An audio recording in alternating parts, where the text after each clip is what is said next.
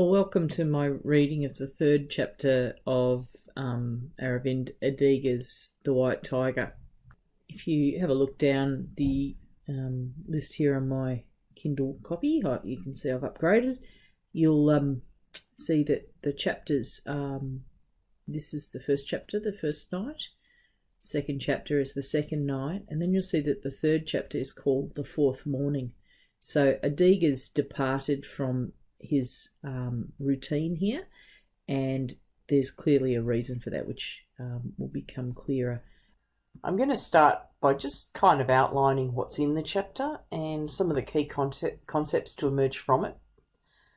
The first thing is that I'm kind of just dividing my discussion up into the initial stages of the chapter, where there's a bit of a philosophical, political discussion about the nature of India and the world and so forth, and then Balram's narrative moves into the events that are occurring within this stage of the story. So the Preamble and Orientation, it begins with a change in his routine. Instead of writing in the evenings, he starts writing after midnight. So it's the fourth morning instead of the third night. And the cause of this, as we'll find out, is that he's been caught up watching a documentary about a fellow called Fidel Castro, who was a Cuban revolutionary figure, eventually president of Cuba, who freed his people via armed revolution. It's significant. Because Balram admires this guy and what he did. He then goes on to discuss politics generally, outlining that despite it not being democratic, the Chinese are doing a whole lot better than the Indian government is in providing basic necessities for the people. Remembering also that Cuba, under Fidel Castro, also was not democratic, but did provide for its people. Interestingly, China also exists as a country in its current form because of a violent revolution which overthrew its previous government. Balram then goes on to discuss how democracy in India is a complete sham anyway, a total joke, because the power structures in India are violently enforced so that those who have power keep it, and anyone who challenges it is dealt with by violent thugs and the police. He outlines how power is exercised by corrupt politicians, the wealthy, the landowners, the animals as they're described, and also the police, all of whom can be bought through bribery. So these powerful stakeholders, the wealthy, the police and the politicians, all are prepared to violently suppress any kind of challenge to their power. They also ruthlessly compete with each other, and are quite happy to exploit each other where possible, but generally they will fall into a position of working together to maintain their various privileges. Their privilege comes from maintaining this power to exploit others for financial gain, and also working together to suppress any challenges. The rhetoric of working to improve things, though, for the poor via the democratic process is depicted in this chapter by Balram as being widely utilised. Everybody seems to be talking about the poor and making things better for them, but Balram makes it completely clear that this is utterly meaningless. It's just rhetoric. It's just persuasion. Finally, the critique, any criticism of Balram using murder to escape the system that he's trapped in, he regards as being hypocritical, because the police, the politicians and the wealthy use murder to suppress the population and exploit it. So if the police want to arrest Balram for murder, they should first turn the mirror on themselves and think about that. It's worth considering also that, is Balram pointing to Castro and his use of violence to free his people? Does he see a little of himself in a figure like Castro? Just quickly looking at some of the events and emerging concepts that he moves into. This chapter covers Balram's story as a servant up until the time that he goes to Delhi. in the events, we see Balaram observing corrupt interactions between the stork and the stork's family and the Great Socialist, who's the local politician. The Great Socialist is shown trying to dominate and humiliate the stork's family as he demands larger and larger bribes from them. This humiliation is very prominent in the chapter. It's depicted as being part of the process of establishing and reinforcing power relations at all levels of society. The stork's eventual decision to send his son Ashok to Delhi is because of this attempt by the Great Socialist to get more out of the family. They decide to go to Delhi and bribe other politicians instead. Just as the stork and his family is dominated by the Great Socialist, who uses humiliation and power, Balaram himself is treated with contempt by the two servants above him, the Nepali Ram Bahadur and the driver Ram Prasad. However, as the chapter progresses, Balaram gets the upper hand over both of those men, and he is aware that he too needs to then take on that same kind of... He needs to replicate that dynamic of dominating, threatening and humiliating those beneath him in order to hold on to maintain that newfound power. So the chapter is showing that dynamic exists from the top of society with the politicians at the top all the way down to the interactions between people at the very bottom of society. Those who get the upper hand need to dominate, humiliate and threaten those beneath them in order to hold on to whatever advantage they get. Interestingly, there's a scene in the car as they're travelling to Delhi where Ashok and Balaram exchange. Ashok wants to drive, which is Balaram's role, and they exchange places within the car. And this is used symbolically by Aravind Adiga to look at any blurring between these lines of power and domination and those who have power exercised over them. When Balaram changes places with Ashok, the mongoose, who is Ashok's brother, is sitting in the back and is horrified by this and reacts with fear and says, "This is not a good idea. You are blurring the boundaries. You're not following the rules here." And he's quite disturbed by it.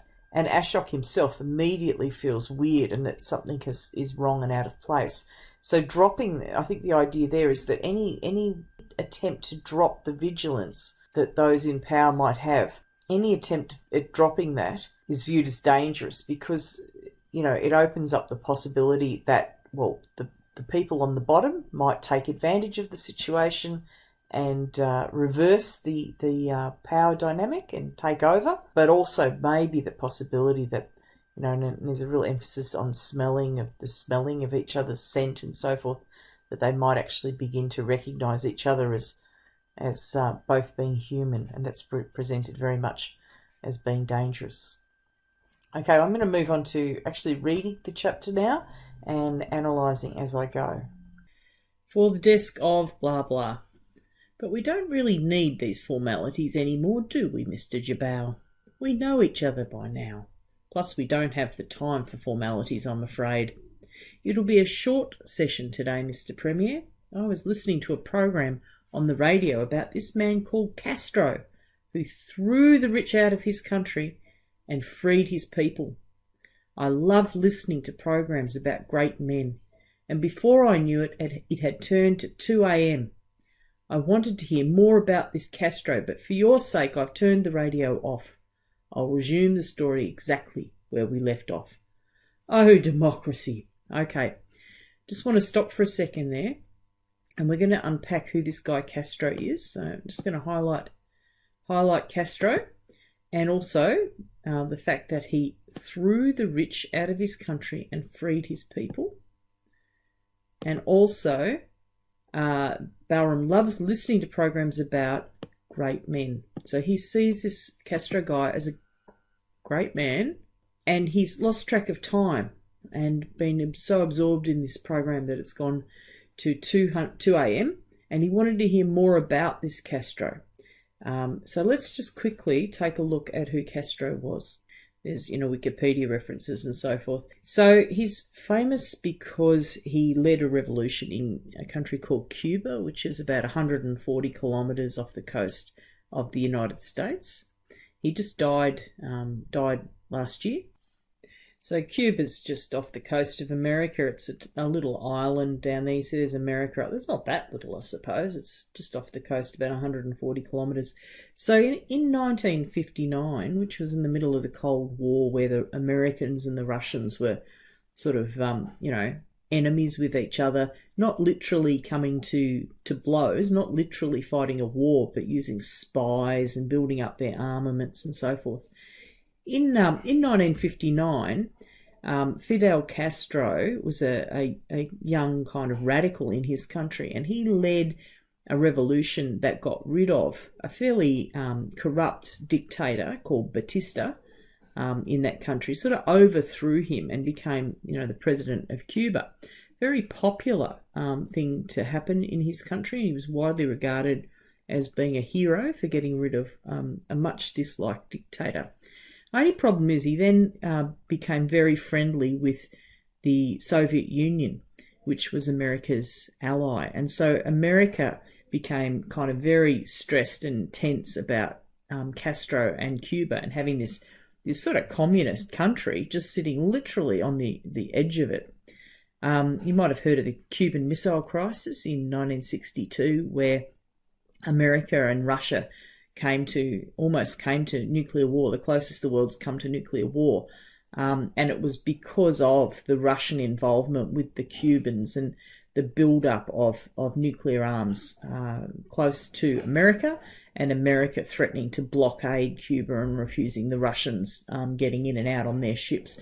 And so they got very, very, very close to nuclear war over this country. Now, Cuba's sat there ever since, right on the edge of America. America agreed to resolve that Cuban Missile Crisis, that it would not invade Cuba, and it's just sort of sat there ever since, being a source of, some problems for America. This is a picture of Castro here. Castro and his group, they were basically armed rebels fighting in the jungles over a period of a few years, and eventually, won their war. So I guess the main thing to take out of that is it's no little matter that Castro's name here is mentioned here as somebody who Balram regards as being a great man, somebody worth listening to, and somebody who he would break his routine for.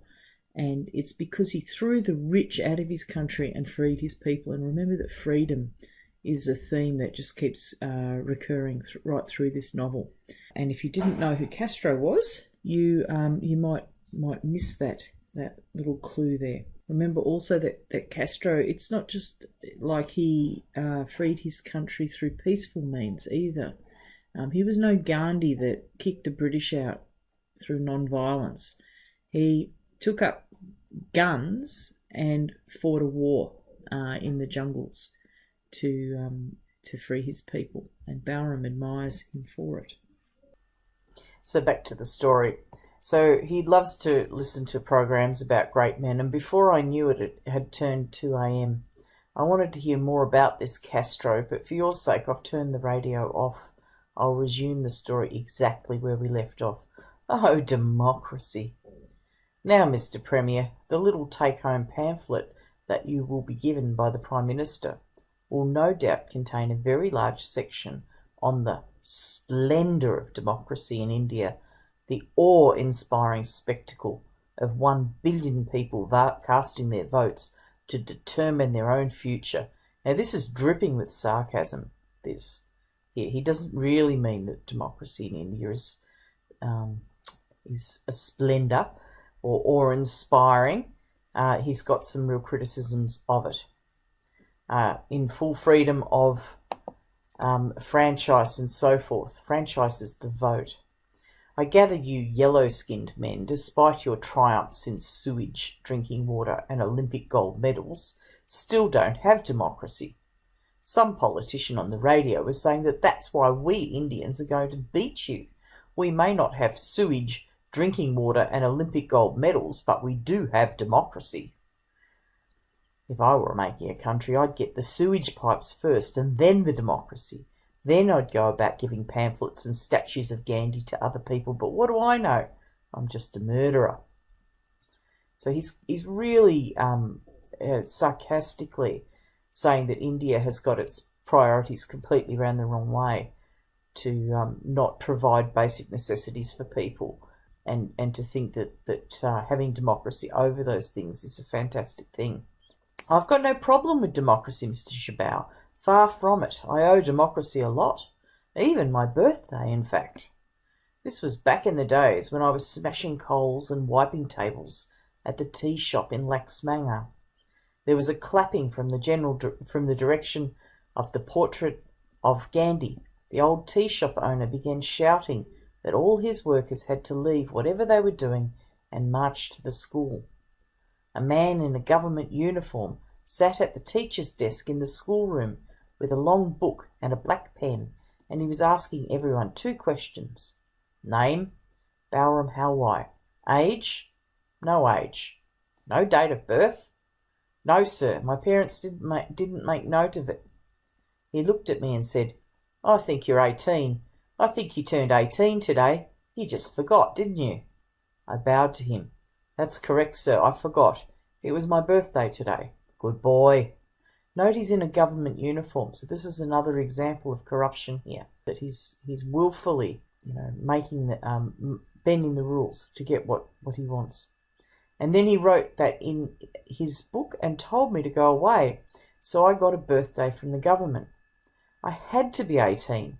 All of us in the tea shop had to be 18, the legal age to vote. There was an election coming up, and the tea shop owner had already sold us. He had sold our fingerprints, the inky fingerprints which the illiterate person makes on the ballot paper to indicate his vote. I had overheard this from a customer. This was supposed to be a close election. He had got a good price for each one of us from the Great Socialist Party. This idea of selling people is the idea of, people not actually having the freedom to vote, being virtually slaves to their employers, and that the Great Socialist Party is literally buying the votes that get them into power.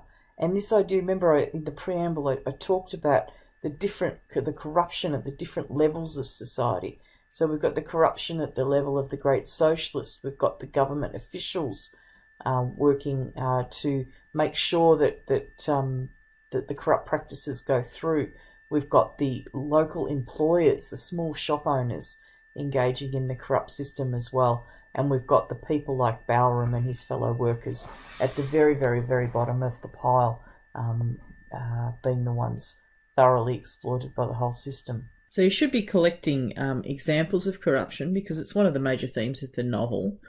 And I would advise you to have a file of these little examples, so that when you're discussing it, you can reel them out one after another and use some of these details from the text, like the fact that the tea shop owner has sold their fingerprints, the fact that he got his birthday from the government so that he would be 18 years old and able to be enrolled to vote, and also the fact that it's the Great Socialists Party that is buying the votes here. And I think that's also something to kind of track, that the socialists are meant to be on the side of the poor, and here we have an example of them buying the votes of the poor in order to win elections. All right, now we get to hear a little bit more about the Great Socialist. The Great Socialist had been the boss of the darkness for a decade at the time of this election, so he's been in power for 10 years already. His party's symbol, a pair of hands breaking through handcuffs, symbolising the poor shaking off the rich. All right, note that connection between, back a page or two, between Castro, who overthrew the rich and freed his people, is Adiga immediately counterposes Castro, who overthrew the rich and freed his people, with the Great Socialist, who has spent the last 10 years in power. So he's trying to bring out the kind of irony of, the difference between the Great Socialist, who is this sort of corrupt, supposedly for the poor people leader in India, which has democracy, with a real revolutionary who's able to use violence and overthrow the system, Fidel Castro, in Cuba. So this image of hands breaking through handcuffs symbolises the poor shaking off the rich. It was imprinted in black stencils on the wall of every government office in the darkness. Some of the customers at the tea shop said the Great Socialist started off as a good man. And I'm going to keep that because I think that is another idea that's in the novel, that people don't necessarily... Corruption works like that it gets to people over time, that you can start off with good intentions, but a system, if the system is that corrupt, good men, good women will be eventually worn down by it and become a part of it. He had come to clean things up, but the mud of the mother Ganga had sucked him in. So he's initially started off with the intention of changing things, but eventually he's been sucked into the system. Others said he was dirty from the start. And I'm just going to keep this because you might want these quotes to talk about corruption and ideas about how people become corrupt. Are they corrupt from the start, dirty from the start, or do they get sucked in by their situation that they're in? But he had just fooled everyone, and only now did we see him for what he was. Whatever the case was, no one seemed able to vote him out of power. He had ruled the darkness, winning election after election, but now his rule was weakening. You see a total of 93 criminal cases for murder, rape, grand larceny, gun smuggling, pimping, and many other such minor offences are pending against the Great Socialist and his ministers at the present moment. So I'm going to keep these things too. Total of 93 criminal cases pending against him. Not easy to get convictions when the judges are judging in darkness, yet 3 convictions have been delivered and 3 of the ministers are currently in jail but continue to be ministers. The Great Socialist himself is said to have embezzled 1 billion rupees from the darkness and transferred that money into a bank account in a small, beautiful country in Europe full of white people and black money. I'm going to keep that too. The character of the Great Socialist is more than likely based on a real Indian politician, although there's a lot of corruption in India, so he's not just one character, but one person, but a type of person, I suppose. But this guy here, Lalu Prasad Yadav, is quite famous and is widely thought to be model. He was this place, Bihar, was where he was. He was the president became chief minister of that area, Bihar, which is sort of where Balram's meant to be from, and was in power for a while, and then he lost power when corruption charges were levelled against him. His wife then took over in his absence, and then various members of his family are involved. And pretty amazing to see that this guy is actually, I'm researching this guy, and just 10 minutes ago he's been sentenced to prison. So also been sentenced to 3.5 years in jail. Very important news that's coming in at this hour. Breaking news at this point of time. RTD Supremo Lalu Prasad Yadav has been sentenced to 3.5 years in jail. This is, of course, for the fodder scam, the fate of former Bihar Chief Minister. Now, once again, in jeopardy, given the fact that this sentence is above 3 years, the benchmark above which... Anyway, he has been recently given a prison sentence, and so are various members of his family. There's a list here of his family and, relationships and the various scams that they were involved in. So I'm just reading on now. Now that the date for the elections had been set and declared on radio, election fever had started spreading again. All right, let's get some election fever. Now, there are three main diseases in this country. Let's get that as well. Three main diseases in this country. So diseases, things that are wrong with this country. Typhoid, which is a real disease. Cholera, which is another real disease. And election fever. So again, it's sort of that black humour here, saying that election fever is like a sickness, like typhoid and cholera, which actually do really exist in India. This last one is the worst. So it's the worst of the diseases. It makes people talk and talk about things that they have no say in it. The Great Socialist enemies seemed to be stronger at this election than the last one. They had made pamphlets and went about on buses and trucks with microphones and announced that they were going to topple him over and drag the river Ganga and everyone who lived on its banks out of the darkness and into the light. So there's people wandering around saying, we're going to get rid of this Great Socialist and we're going to try and uplift this economy and the people who live in it and bring you forward into the 21st century and create some kind of future for you. But this thing up here with election fever, lots of people are talking about this, but Barham's quite clear. They're talking about things that they really have no say in. What can he mean by that? I think what he means by that is that the votes are rigged and they don't really get a say in who's going to run things. At the tea shop, the gossip grew furious. People sipped their tea and discussed the same things again and again. Would they do it this time? Would they beat the Great Socialist and win the elections? Had they raised enough money of their own and bribed enough policemen and bought enough fingerprints of their own to win? So both sides, he's saying here, both sides are corrupt. Had they raised enough money of their own and bribed enough policemen and bought enough fingerprints. So the side that's saying we're going to, get rid of this politician and bring you into the 21st century, they're corrupt as well. And down here, this is this great quote here, which 142 people have highlighted. Like eunuchs discussing the Kama Sutra, voters discuss the elections in Laxmanga. Now, I wonder how many of you know what the Kama Sutra is? I love asking this question in my class because nobody knows what it is. And when I tell them, they find it quite funny. I'm not going to Google it because who knows what I would turn up.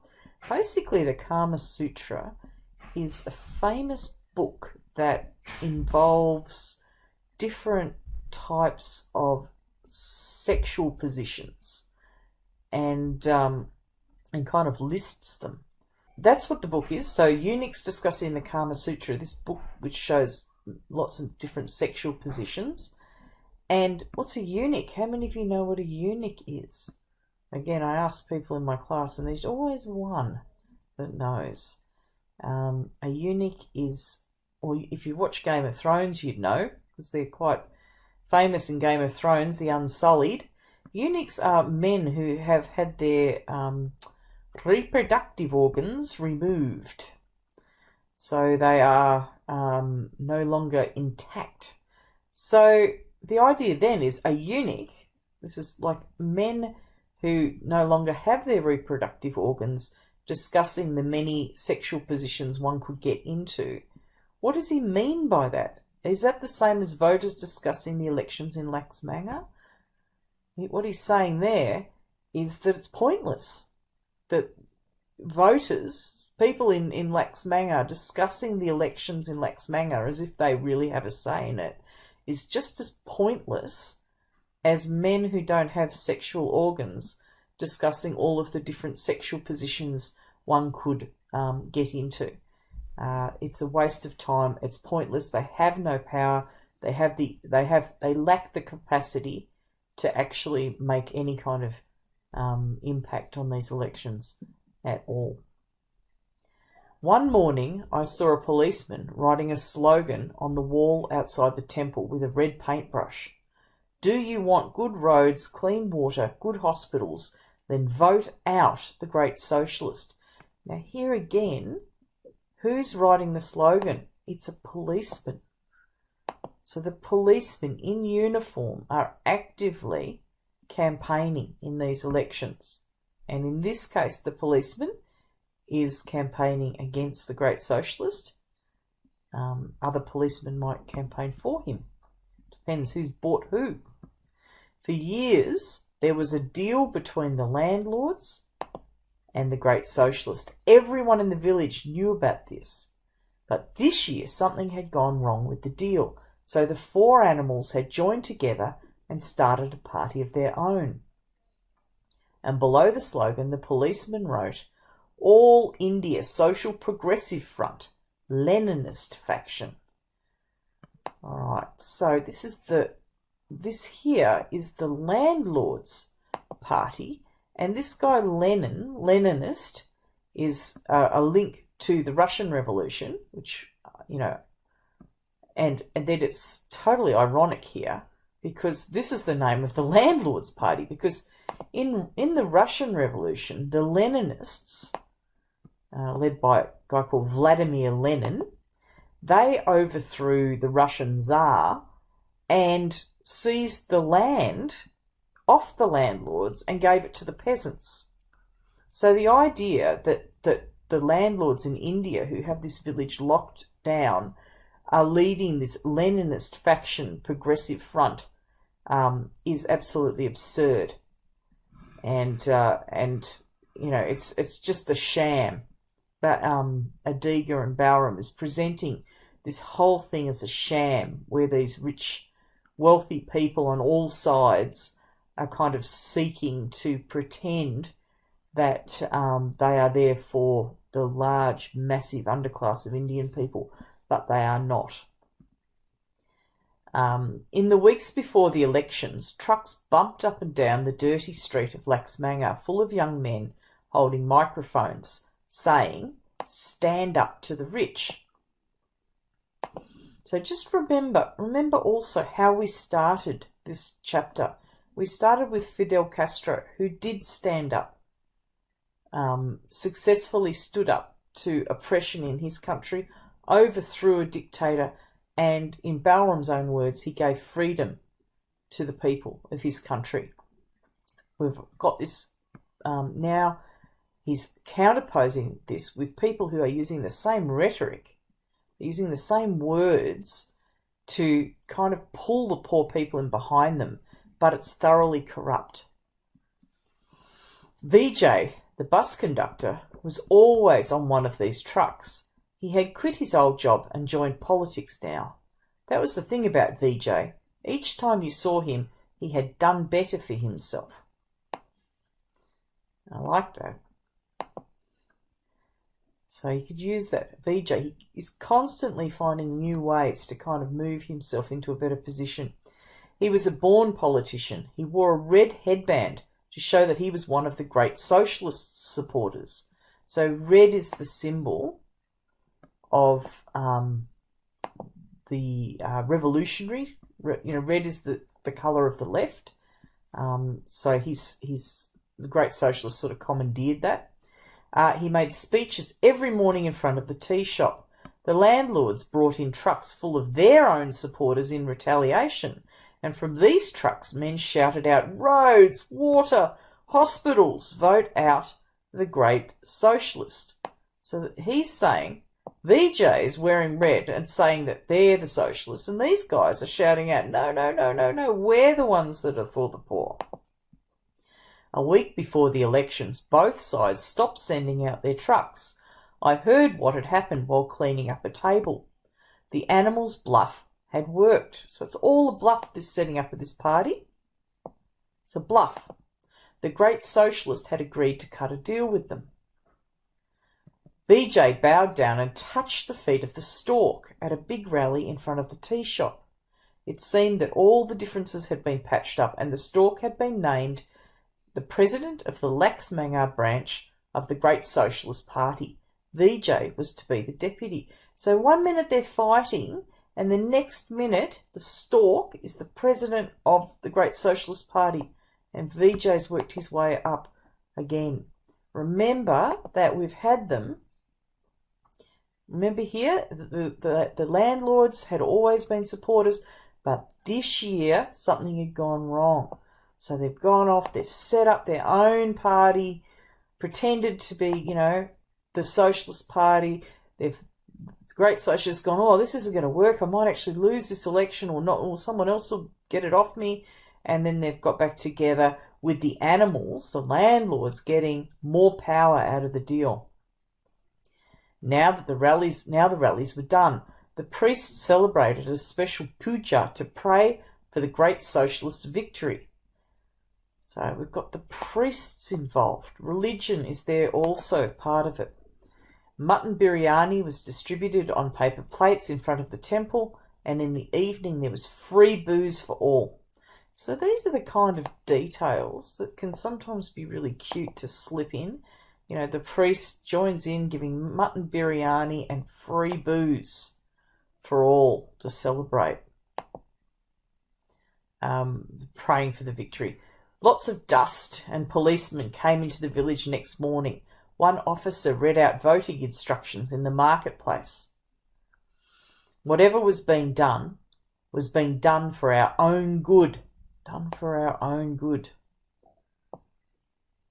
The Great Socialist enemies would try and steal the election from us, the poor, and take the power away from us, the poor, and put those shackles back on our hands that he, the Great Socialist, had so lovingly taken off our hands. I'm going to keep some of these things here. Did we understand? And then, in a cloud of dust, the police drove off. It is the way it is, my father told me that night. I've seen 12 elections, 5 general, 5 state, 2 local, and someone else has voted for me 12 times. I've heard that people in the other India get to vote for themselves. Isn't that something? The other India. What's that? India, the light, outside of the darkness, in the cities. People get to vote for themselves. Isn't that something? So his father there've been 12 elections and he hasn't voted in any of them. Someone has voted for him. On the day of the election, one man went mad. This happens every time, at every election in the darkness.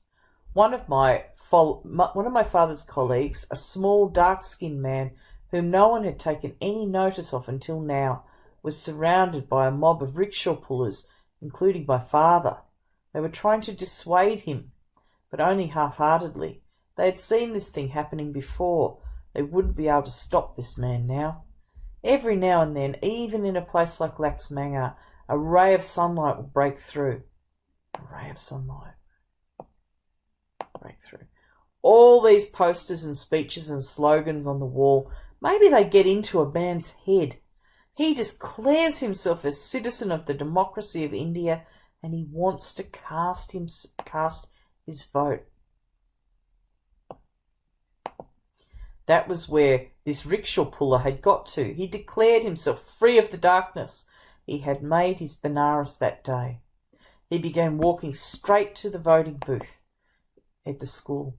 I'm supposed to stand up to the rich, aren't I? He shouted. Isn't that what they keep telling us? I love that. It's great. When he got there, the Great Socialist supporters had already put up the tally of votes outside the blackboard. They had counted 2,341 votes in that booth. Everyone had voted for the Great Socialist. Everyone. Vijay, the bus conductor, was up on a ladder, hammering into the wall a banner with the Great Socialist symbol, the hands breaking their shackles. The slogan on the banner said, "Congratulations to the Great Socialist on his unanimous victory from Laxmangar." Right. It's ridiculous to think that a politician could have a unanimous victory. So you get these details, 2,341 votes he got. You're totally unanimous. When this guy goes to vote, they're already putting the victory up on the wall. BJ dropped the hammer, the nails and the banner when he saw the rickshaw puller. "What are you doing here?" "Voting," he shouted back. "Isn't it election day?" I cannot confirm what happened next, even though I was only a few feet behind him. A big crowd had gathered to watch him from a distance, but when the policeman charged at us, We turned and ran in a stampede. So I never saw what they did to that brave, mad man. Right, brave, mad man. We'll keep that. And remember up here too, the involvement of the police. So the police here chase off the witnesses. I heard about it the next day while pretending to scratch a dirty spot out of a tabletop. VJ and a policeman working together had knocked the rickshaw puller down, and they had begun beating him. They hit him with their sticks, and when he thrashed at them, they kicked him. They took turns. VJ hit him, and the policeman stamped on his face, and then VJ did it again. And after a while, the body of the rickshaw puller stopped wriggling and fighting back. But they kept stamping on him until he had been stamped back into the earth. Really significant quote here, I think. He had been stamped back into the earth. He's tried to come out of the darkness, and they've stamped him back into it. And I think they've killed him, actually. And it's the police and the politician working together. If I may go back for a moment to that wanted poster, Your Excellency, being called a murderer, fine. I have no objection to that. It's a fact. I'm a sinner, a fallen human. But to be called a murderer by the police, what a fucking joke. And we're going to keep that. It's that, double standard here. This idea of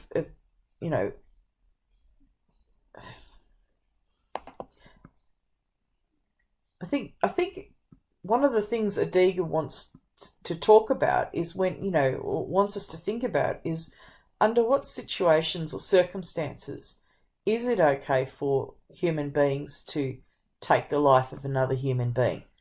The chapter started with Castro having led a revolution in his country, popular revolution against a dictator, using violence to overthrow a corrupt system and bring in a new government with the support of the people. Bowram has used violence to free himself from his situation. We'll find out more about that later on.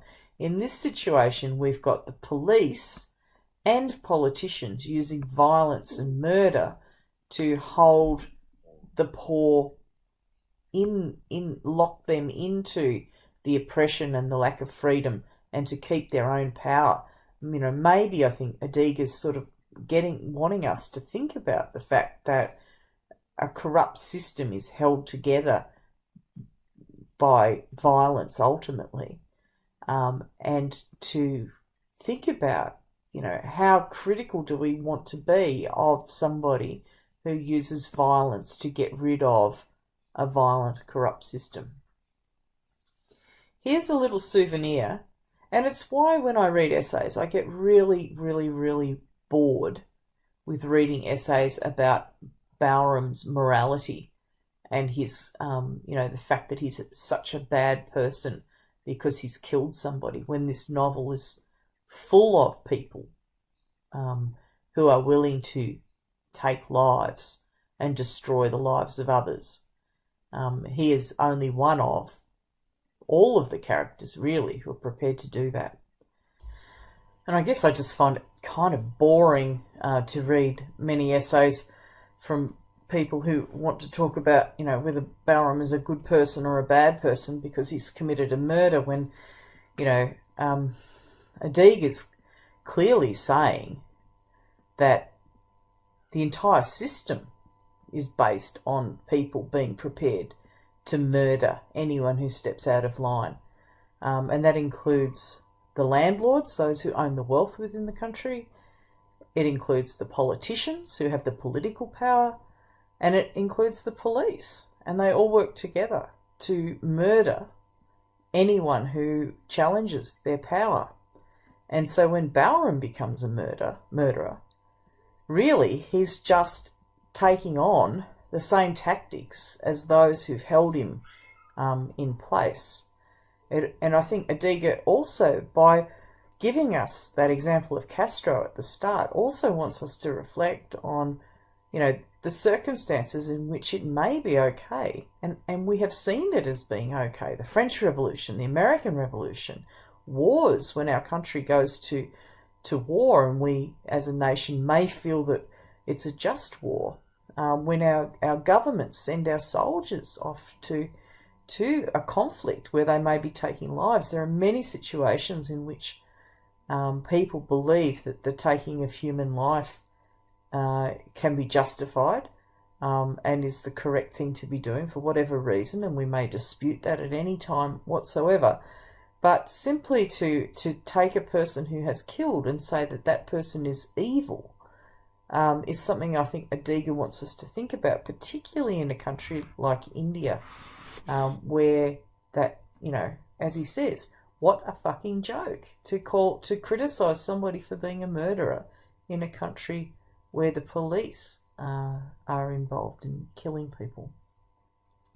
But I'll move on. Here's a little souvenir of your Indian visit to keep with you. Balram Halwai is a vanished man, a fugitive, someone whose whereabouts are unknown to the police, right? Ha! I'm just going to keep vanished man. I like that.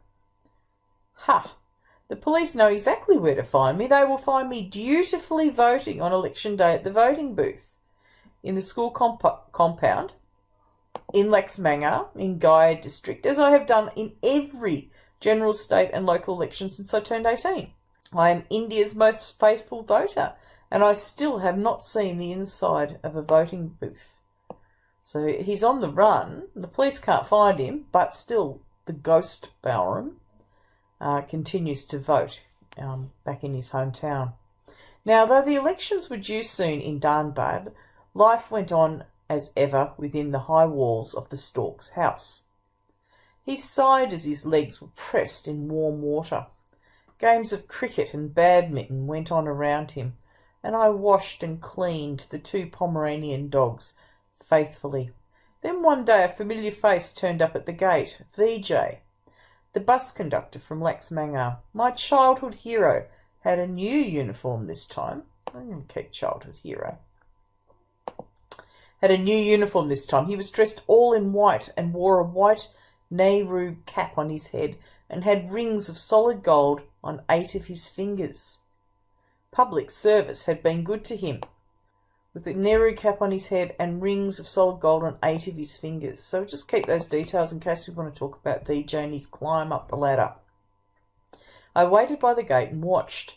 The stork himself came out to see Vijay and bowed down before him. A landlord bowing before a pig-herd's son. The marvels of democracy! 2 days later, the Great Socialist came to the house. The entire household was abuzz because of the visit. Mr. Ashok stood at the gate, waiting with a garland of jasmine flowers. His brother and his father were at his side. A car came to the gate. Its door opened, and then the face I had seen on 1,000,000 election posters since I was a boy emerged.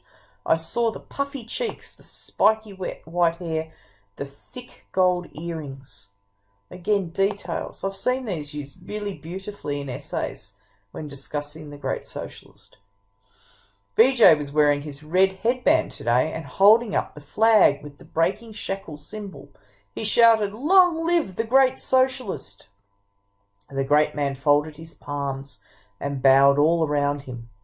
He had one of those either-or faces that all great Indian politicians have. This face says that it is now at peace, and you can be at peace too if you follow the owner of that face. But the same face can also say, with a little twitch of its features, that it has known the opposite of peace, and it can make this other fate of yours too, if it so wishes, meaning that if you do the right thing, all will be well, but if you don't, you are in big trouble. Mr. Ashok put the garland on the great man's thick, bull-like neck. "My son," the stork said, "returned from America recently." The Great Socialist squeezed Mr. Ashok's cheeks. "Good. We need more boys to come back and build India into a superpower." And then they went into the house and all the doors and windows were closed.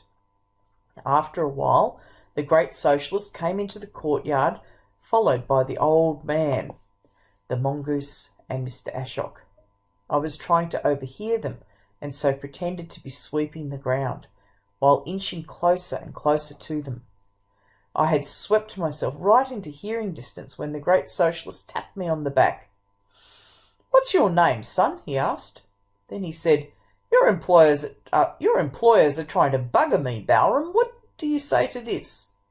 Mr. Ashok looked stunned. The stork simpered. "$1.5 million is a lot, sir. We'll be happy to come to a settlement with you." The Great Socialist waved his hands as if dismissing that plea. "Bullshit! You've got a good scam going here, taking coal for free from the government mines. You got it going because I let it happen. You were just some little village landlord when I found you. I brought you here, I made you what you are today, and by God, you cross me, and you'll go back there into that village. I said $1.5 million, and I mean $1 million and—" He had to stop. He had been chewing pan, and now his mouth had filled up with red spittle, which was beginning to dribble out. He turned to me and made the shape of a bowl with his hands. I rushed to the Honda City to get the spittoon. When I came back with the spittoon, he coolly turned to the mongoose and said, "Son, won't you hold the spittoon for me?" The mongoose refused to move, so the Great Socialist took the spittoon from my hands and held it out. "Take it, son." The mongoose took it. Then the Great Socialist spat into the spittoon 3 times. The mongoose's hands trembled. His face turned black with shame. "Thank you for that, son," the Great Socialist said, wiping his lips. He turned to me and tickled his forehead. Tickled his forehead. Where was I now? There you have it. That was the positive side of the Great Socialist. He humiliated all of our masters. That's why we kept voting him back in. All right, so in case you don't know, a spittoon is a receptacle for people to spit into.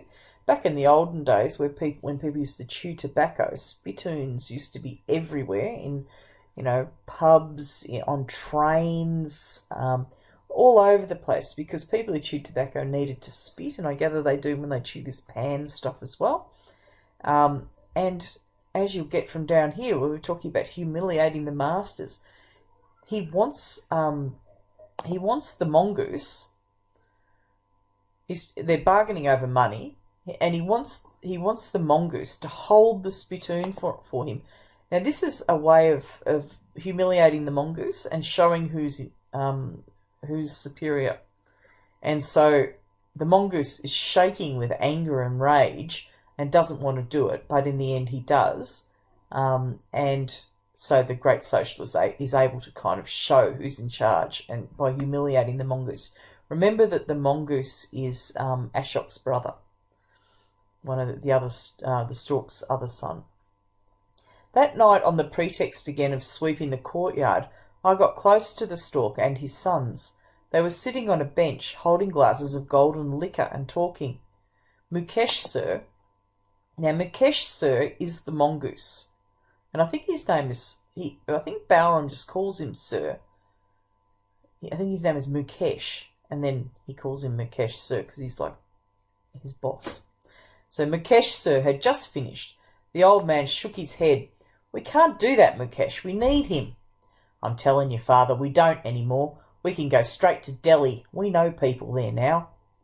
"I agree with Mukesh, father. We shouldn't let him treat us like this anymore. Like we're his slaves." "Quiet, Ashok. Let Mukesh and me discuss this." So this is interesting. Everybody is walking all over everybody else. The Great Socialist is making these people, these landlords, feel like they are his slaves, taking all their power away, just as they do to Balram and the people under them. "Quiet, Ashok. Let Mukesh and me discuss this." This is an example of Ashok being kind of shut out. He's seen as not being important within his family and not having good ideas because he's been away for so long. I swept the courtyard twice over and listened. Then I began tightening Pinky Madam's sagging badminton net so I could stay near them. But a pair of suspicious Nepali eyes spotted me. Don't loiter in the courtyard. Go and sit in your room and wait for the masters to call you. All right. Ram Bahadur glared at me, so I said, all right, sir. Servants, incidentally, are obsessed with being called sir by other servants, sir. So this is this idea of hierarchy again. Just as, the politicians are walking all over the landlords who walk all over the servants, then the servants who are at the top of that hierarchy walk all over the servants below them, and everybody's just being horrible to everybody. And I'll just keep that one there. And this character here, don't forget Ram Bahadur, who is the Nepali. So there's Ram Prasad and Ram Bahadur, the Nepali. They're the two main other servants within the Stork's household. The next morning, when I was blow-drying puddles and cuddles after having shampooed them, Ram Bahadur came up to me and said, have you ever been to Delhi? I shook my head. They're going to Delhi in a week. Mr. Ashok and Pinky Madam, they're going to leave for 3 months. I got down on my knees and directed the blow-dryer under Cuddles' legs, pretending not to be interested, and asked as casually as I could, why? The Nepali shrugged. Who knew? We were just servants. One thing, though, he did know. Only one driver will be taken along, and this driver will get 3,000 rupees a month. That's how much they'll pay him in Delhi. The blow-dryer fell out of my hand. Seriously, 3,000? Yes. Will they take me along, sir? I got up and asked pleadingly. Can't you make them take me? They'll take Ram Prasad, he said with a sneer of his Nepali lips. Unless... He minted coins with his fingers. That means he does that thing where you rub your fingers together. Showing he's basically saying, give me some money and maybe I can help you. 5,000 rupees, and he would tell the stork that I was the man to be taken along to Delhi. 5,000? Where will I get such money? My family steals my whole paycheck. Oh, well, in that case it'll be Ram Prasad. As for you, he pointed to Cuddles and Puddles, you'll be cleaning the dogs for the rest of your life, I guess. It's interesting, I hadn't picked up before, and I've read this novel countless times, that it's this visit from the Great Socialist that pushes the family to go to Delhi, that they're trying to go over the head of the corrupt local politician to go and get, cut themselves a better deal with other people in Delhi.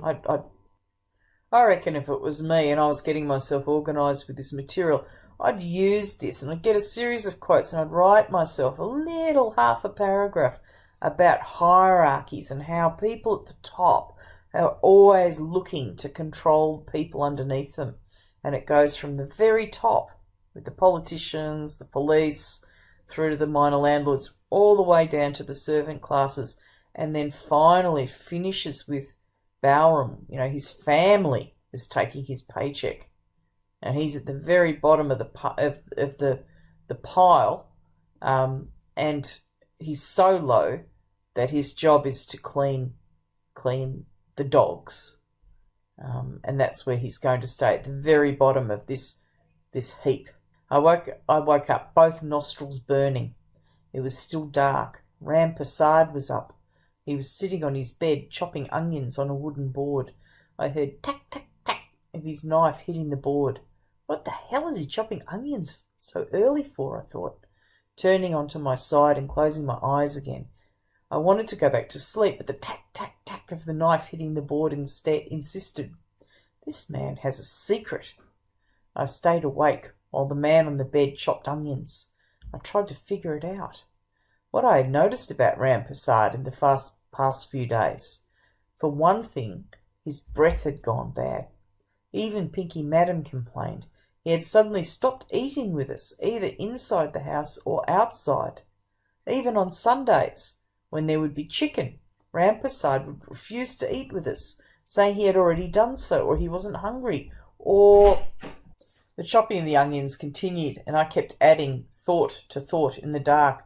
I watched him all day. Towards evening, as I was expecting, he began moving to the gate. From my conversation with the cook, I had learned that Rampersad had started to head out of the house at the same time every evening. I followed at a distance. He went into a part of the city I had never seen before, and I walked around a few alleys. At one point, I distinctly saw him turn around as if to make sure no one else was following him. Then he darted. He had stopped in front of a 2-story building. The wall had a large metal grille divided into square units. A series of small black taps jutted out from the wall below the grille. He bent down to a tap, washed his face, and gargled and spat. Then he took off his sandals. Shoes and sandals had been folded and stuffed into the squares of the grille. He did the same with his sandals. Then he went into the building and closed the door. I slapped my forehead. What a fool I'd been. It's Ramadan. They can't eat and drink during the day. I ran back to the house and found the Nepali. He was standing at the gate, rubbing his teeth with a twig broken from a neem tree, which is what many poor people in my country do, Mr. Premier, when they want to clean their teeth. So these people are so poor that they haven't got toothbrushes. They have to use a stick. I just saw a film, sir. Fuck off. A great film, sir. Lots of dancing. Hero was a Muslim, name of Muhammad. Don't waste my time, boy. Go clean the car if you've got nothing to do. Now, this Muhammad was a poor, honest, hard-working Muslim, but he wanted a job at the home of an evil, prejudiced landlord who didn't like Muslims. So just to get a job and feed his starving family, he claimed to be a Hindu and took the name of Rampersad. The twig fell out of the Nepali's mouth. And you know how he managed to pull this off? Because the Nepali guard at the house, whom the masters trusted absolutely and who was supposed to check up on Rampersad's background, was in on the scam. Before he could run, I caught him by the collar. Technically, in these servant versus servant affairs, that is all you need to do to indicate I have won. But if you're going to do these things, it's better to do them in style, right? So I slapped him too. I was servant number 1 from now on in this household. I ran back to the mosque. Namaz must have ended by now, and indeed Rampersad, or Muhammad, or whatever his name really was, came out of the mosque, took his sandals down from the window, slapped them on the ground, wriggled his feet into them, and began walking out. He saw me. I winked at him, and he knew that the game was up. I did the needful in a few precise words. Then I went back to the house. The Nepali was watching me from behind black bars. I took his keychain from him and put it in my pocket. Get me some tea and biscuits. I pinched his shirt. And I want your uniform too. Mine is getting old. I slept in the bed that night. In the morning, someone came into the room. He was ex-driver number 1. That means Rampersad. Without a word to me, he began packing. All his things fitted into one small bag. I thought, what a miserable life he's had, having to hide his religion, his name, just to get a job as a driver. And he's a good driver, no question of it, a far better one than I will ever be. So it's interesting here that he can sympathise with Rampersad. Here he recognises he's had a miserable life, and that it's not fair what's happened to him, that he's had to hide his religion. But still Balram is prepared to use this against him. And that's what happens when people are desperate. Part of me wanted to get up and apologise to him right there and say, you go on and be the driver in Delhi. You never did anything to hurt me. Forgive me, brother. I turned to the other side, farted, and went back to sleep. When I woke up, he was gone. He had left all his images of gods behind, and I scooped them into a bag. You never know when those things can come in handy. In the evening, the Nepali came to me with a grin on his face, the same fake servant's grin he showed to the stork all day long. He told me that since Rampersad had left their service without a word, I would be driving Mr. Ashok and Pinky Madam to Delhi. He had personally and forcefully recommended my name to the stork. I went back to my bed, all mine now, stretched out on it, and said, Great, Now clean those webs off the ceiling, won't you?" He glared at me but said nothing and went away to get a broom. I shouted, "Sir!" From then on, every morning it was hot Nepali tea and some nice sugar biscuits on a porcelain platter. So he's basically blackmailing this guy because he's found out, something on him and he's using it. Kishan. Now remember, Kishan is Balram's brother. This fella here, Kishan, he's Balram's brother. Kishan came to the gate that Sunday and heard the news from me. I thought he was going to bugger me for how abruptly I had left them at the village, but he was overcome with joy. His eyes were full of tears. Someone in his family was going to make it out of the darkness and into New Delhi. It was just like our mother always said. She knew you were going to make it. So someone from our family was going to make it out of the darkness. 2 days later, I was driving Mr. Ashok, the mongoose, and Pinky Madam to Delhi in the Honda City. It wasn't hard to find the way. I just had to follow the buses, for there were buses and jeeps all along the road, and they were bursting with passengers who packed the insides and hung out of the doors and even got on the roofs. They were all headed from the darkness to Delhi. You'd think the whole world was migrating. Each time we passed one of these buses, I had to grin. I wished I could roll down the window and yell at them, "I'm going to Delhi in a car, an air-conditioned car." But I'm sure they saw the words in my eyes. Around noon, Mr. Ashok tapped me on the shoulder. "From the start, sir, there was a way in which I could understand what he wanted to say, the way dogs understand their masters."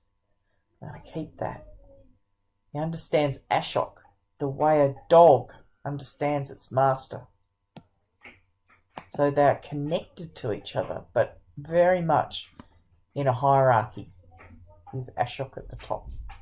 I stopped the car and then moved to my left as he moved to his right, and our bodies passed each other, so close that the stubble on his face scraped my cheeks like the shaving brush that I use every morning, and the cologne from his skin, a lovely, rich, fruity cologne, rushed into my nostrils for a heady instant, while the smell of my servant's sweat rubbed off onto his face.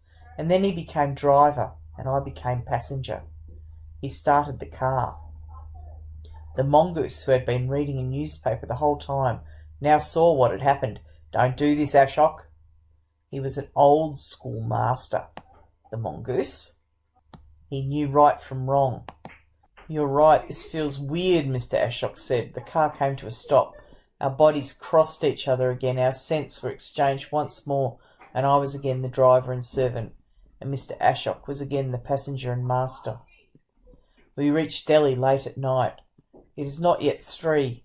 I could go on a little while longer, but I want to stop, because from here on I have to tell you a new kind of story. So this is Balram coming out of that to talk again to Premier Jabal about the story that he's telling.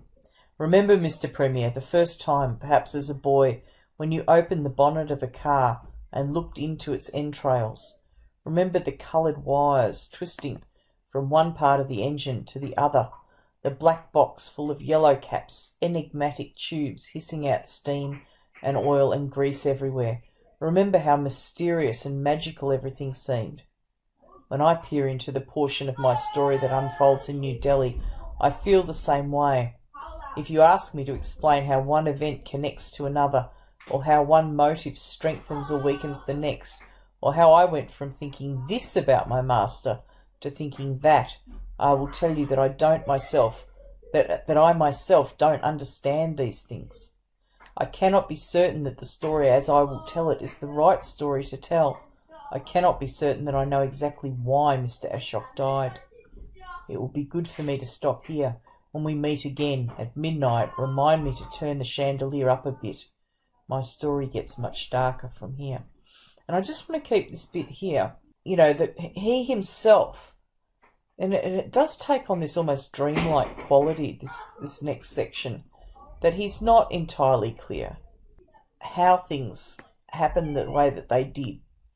So I'm going to keep that. And also he's not certain exactly why Mr. Ashok died. He does give an explanation for that, why he thinks that, but it's not a clear, not a definite one. And but we'll get to that later, hopefully. Thanks for reading.